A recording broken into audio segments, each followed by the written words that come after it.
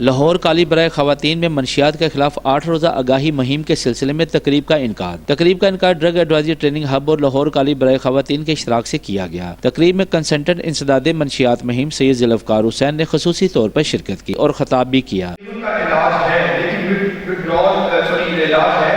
اس میں patient withdrawal پہ چلا جاتا ہے، لیکن کرسٹلائز سے پیشنٹ جو ہے وڈرال پہ نہیں جاتا، نہ ہی اس کا علاج۔